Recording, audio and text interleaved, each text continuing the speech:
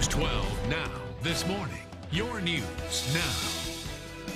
Welcome back. Volunteerism comes in many different forms, whether you can give financially or if you can give your time or talents. Choosing how you will give back may be difficult to pinpoint. And here to talk about the factors in finding the right service opportunities for you in Chattanooga is a Chattanooga native and former Girl Scout, myself, is Keesa Schreane. Good morning. Good morning. Nice to have you here. Thank you for having me. Yes. So obviously everybody would like to give back, but some people might not know the resources that they can reach out to, and you kind of have broken it down in a way to make it simple. Absolutely. So I found that volunteering is very important to me, but I've always thought that there could be a different model that we use. We don't have to go out on the weekends only and volunteer on the weekends or after work only, that we can incorporate volunteering and service in our everyday lives, in our professional work. And my podcast, You've Been Served, I've gotten the opportunity to interview several industry leaders who talk about how they serve in their everyday lives. Okay, and what are some of those ways that people can just include that in their everyday lives? Sure, absolutely. I think that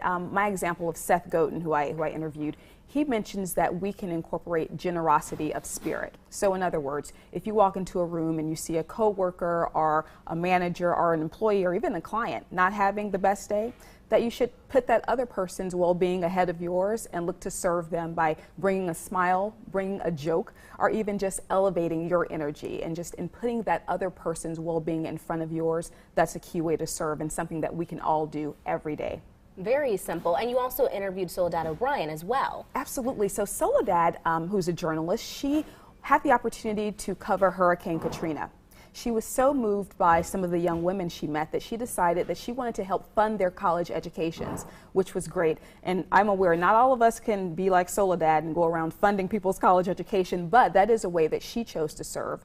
Another interviewee is Lynette Calfani-Cox, known as the Money Coach. She's been on Dr. Oz and Oprah, and she really looked at her past situation, emerging from $100,000 worth of debt. You think about that for a second. Emerging from that debt and really serving to help others to get out of debt and learn about financial education in general. So she used her business to help serve others in that way. Is there, anybody can volunteer at any age, right? Absolutely, absolutely.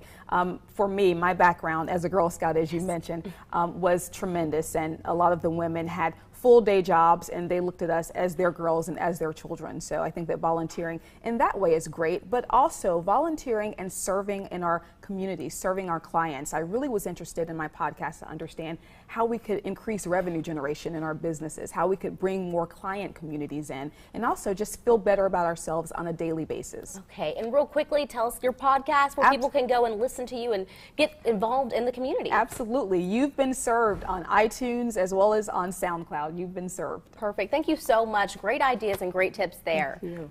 You've Been Served. You can check her out there. We'll be right back with more News 12 Now this morning.